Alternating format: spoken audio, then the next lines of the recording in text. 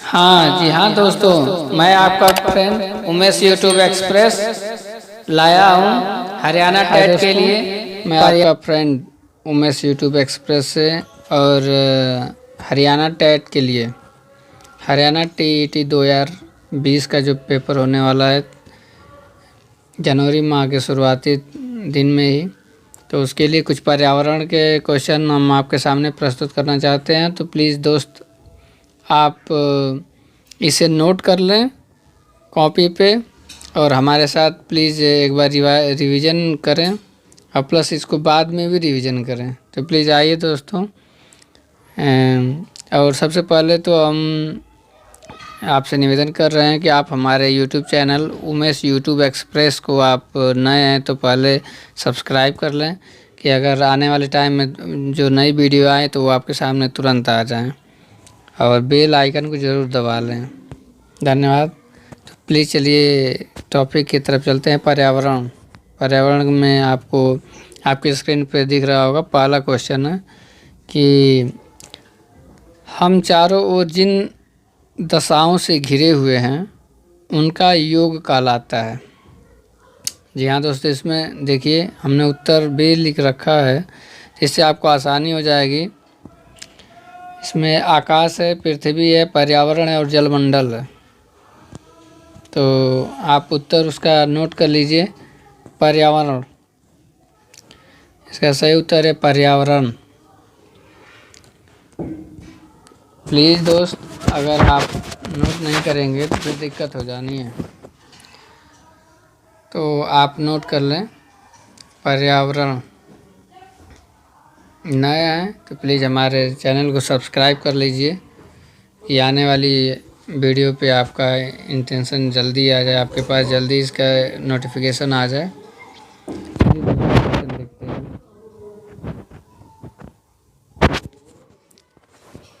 वैश्विक पर्यावरण के लिए सर्वाधिक महत्वपूर्ण वन है। इसके चार आपके सामने चार दिखाई दे रहे होंगे ऑप्शन।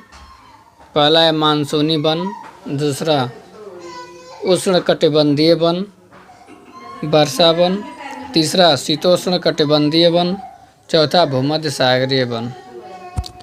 तो इसमें उत्तर नोट कर लीजिए।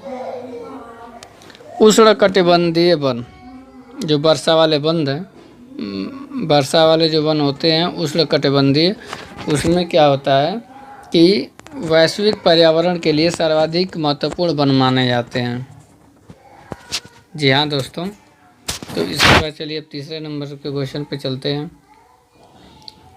ये देखिए तीसरा नंबर का क्वेश्चन आपके स्क्रीन पे आया है। खनिज के पर्यावरण पर प्रभाव। जो खनिज होती है, खनिजों का पर्यावरण पर क्या प्रभाव पड़ता है?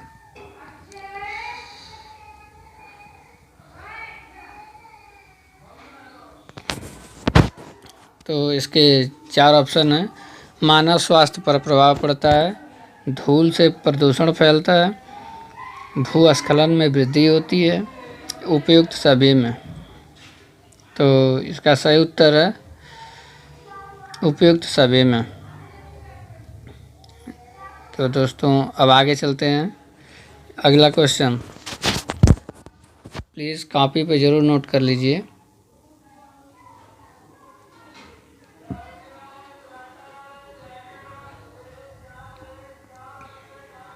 ये चौथा क्वेश्चन आपके सामने।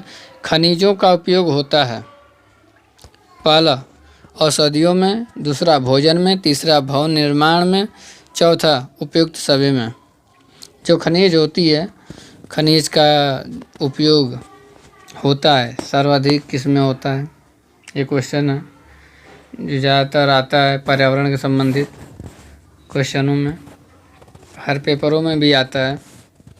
इसका सही उत्तर आपके सामने आ रहा है उपयुक्त सभी, क्योंकि आप देख रहे होंगे क्वेश्चन में कि खनिज का उपयोग औषधियों में भी किया जाता है, भोजन में भी खनिज का उपयोग होता ही होता है, भवन निर्माण में होता है क्योंकि उसमें बहुत सारी चीज़ें लगती हैं, लकड़ी लगती है, लोहा लगता है, सीमेंट, ये बालू जो होते, रेत होती है, ईंट लगती है, बहुत सारी चीज़ें होती हैं। इसलिए अब इसका सही उत्तर होगा उपयुक्त सभी।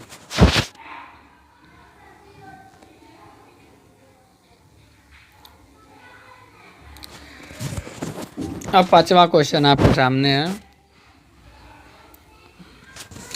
पर्यावरण उन बाहरी दशाओं और प्रभावों का पूरा मिला योग है जो पृथ्वी तल पर जीवों के विकास चक्र को प्रभावित करते हैं। यह कथन किसने कहा था? तो देखिए, कुछ अपने मन से देखिए, समझिए क्वेश्चन को। कह रहा है पर्यावरण उन बाहरी दशाओं और प्रभावों का योग है जो पृथ्वी तल पर जीवों के विकास चक्र को प्रभावित करते हैं। यह कथन किसका है? इसका देखिए, इसका 4 विकल्प आपके सामने आ रहे हैं। MacIver, Nicholas, KR. दीक्षित, इनमें से कोई नहीं। तो ये क्वेश्चन ज़्यादातर टीजीटी, पीजीटी और पीआरटी के लेवल में ज़्यादातर आ जाता है, सुपर टाइट में भी आ जाता है। तो प्लीज़ इसे ज़रूर याद रखें। इसका सही उत्तर है निकोलस। निकोलस जो विद्वान है, उन्होंने दिया था वक्तव्य कि पर्यावरण उन बाहरी दशाओं और प्रभावों का योग है जो पृथ्वी तल पर जीवों के विकास चक्र को प्रभावित करता है। चलिए आगे चलते हैं।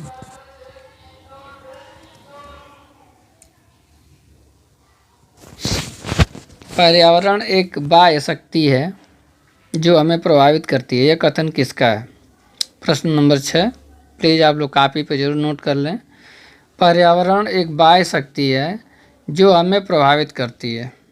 यह कथन किसका है?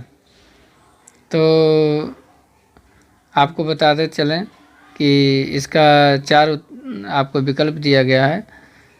सविंद्र सिंह पहला है, दूसरा जे.एस. रास, तीसरा सी.सी. पार्क, इनमें से कोई नहीं चौथा है। तो इसका सही उत्तर आप नोट कर लें। इसका सही उत्तर है जे.एस. रास। दोस्त, आप हमारे चैनल पर नए हैं तो प्लीज़ उमेश यूट्यूब एक्सप्रेस को आप ज़रूर सब्सक्राइब कर लें और बेल आइकन को दबा लें, जिससे कि नई वीडियो जो हमारी आने वाली है वो आपके पास नोटिफिकेशन जल्दी पहुंच जाएगा। तो हमें आशा और पूर्ण विश्वास है कि आपको अगर क्वेश्चन पसंद आएंगे और आपको लगेगा कि ये महत्वपूर्ण है तो आप ज़रूर करेंगे सब्सक्राइब। चलिए दोस्तों, अगला क्वेश्चन की तरफ चलते हैं।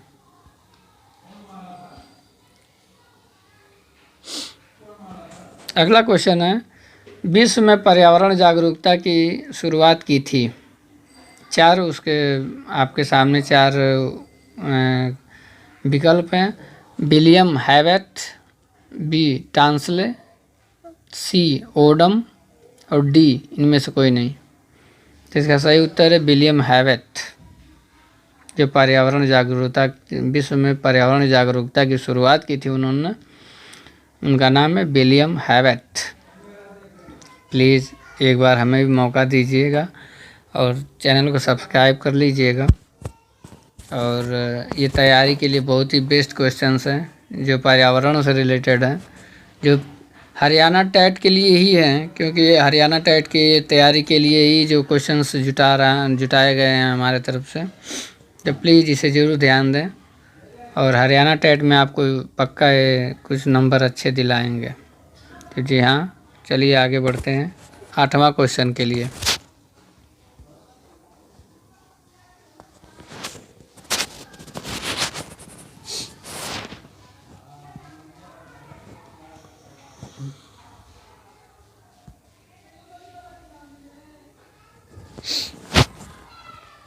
पर्यावरण का जैविक कारक है।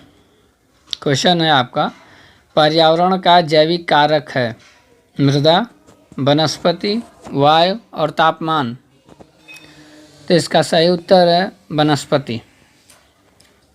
क्वेश्चन फिर से सुन लीजिए। पर्यावरण का जैविक कारक है मृदा, वनस्पति, वायु और तापमान। इसका सही उत्तर है वनस्पति। चलिए अगला क्वेश्चन की तरफ चलते हैं। अगला क्वेश्चन है आपके सामने, भारत में धारणीय विकास के दृष्टिकोण से विद्युत उत्पादन का सबसे अच्छा स्रोत कौन सा है? तो आप फिर से एक बार क्वेश्चन देख लें। भारत में धारणीय विकास के दृष्टिकोण से विद्युत उत्पादन का सबसे अच्छा स्रोत कौन सा है?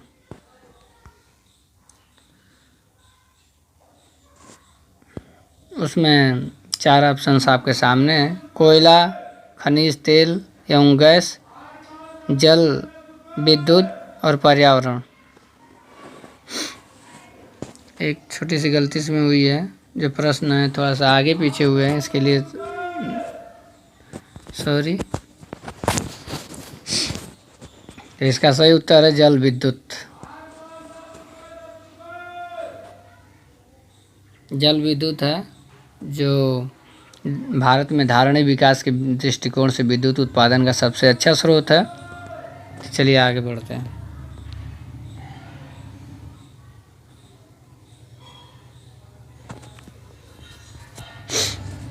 अब आपके आगे क्वेश्चंस हैं। दूरदर्शन, रेडियो, नाटक, कवि गोष्ठियों एवं सिनेमा द्वारा दी जाने वाली पर्यावरणीय शिक्षा को क्या कहते हैं? दूरदर्शन, रेडियो, नाटक, कवि गोष्ठियों एवं सिनेमा द्वारा दी जाने वाली पर्यावरणीय शिक्षा को क्या कहते हैं? इसके 4 विकल्प हैं आपके सामने। औपचारिक पर्यावरणीय शिक्षा, अनौपचारिक पर्यावरणीय शिक्षा, पाठ्यक्रम शिक्षा और विद्यालय शिक्षा। तो इसका सही उत्तर आप नोट कर सकते हैं, देखिए आपके सामने है। इसका सही उत्तर है अनौपचारिक पर्यावरणीय शिक्षा। जी हाँ दोस्तों, सिनेमा द्वारा दी जाने वाली जो दूरदर्शन, रेडियो, नाटक, कवि गोष्ठियों में आदि में आप पर्यावरण से संबंधित शिक्षा प्राप्त करते हैं, तो उसे अनौपचारिक पर्यावरण शिक्षा के नाम से जाना जाता है। उसके इस श्रेणी में रखा जाता है इसको। चलिए आगे चलते हैं।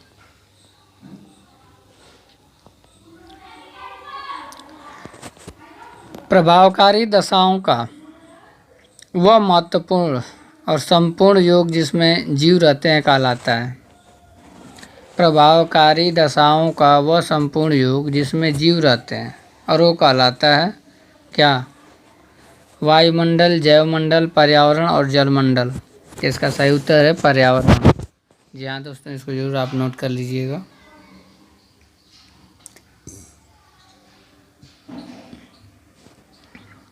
पर्यावरण घटक,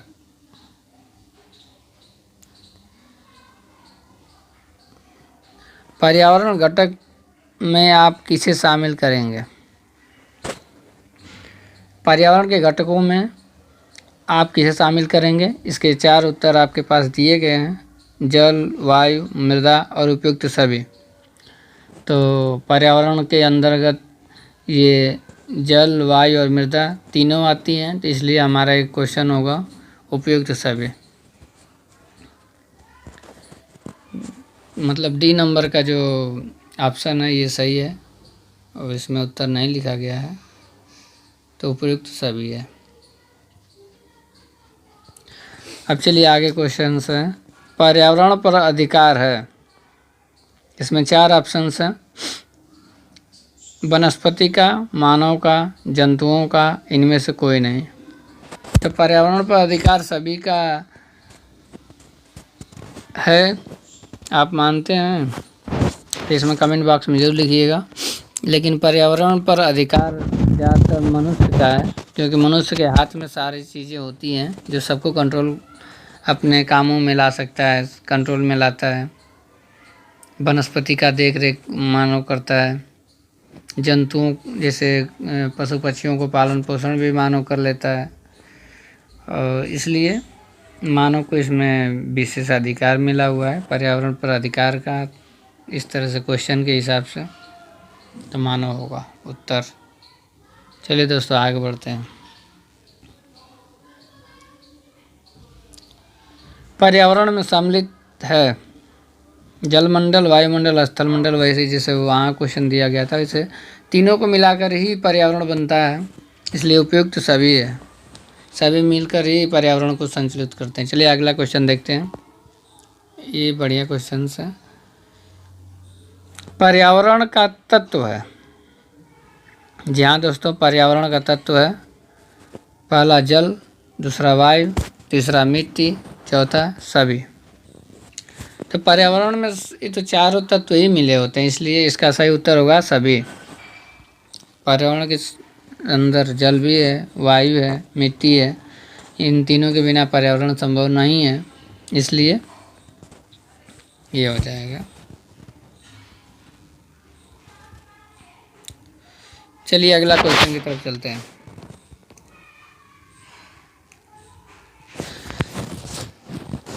अगला क्वेश्चन आपके सामने है, पर्यावरण अध्ययन की प्रकृति है, पर्यावरण अध्ययन की प्रकृति है, एकल अनुशासनिक, दूसरा बहु अनुशासनिक, तीसरा संकुचित और चौथा इनमें से कोई नहीं।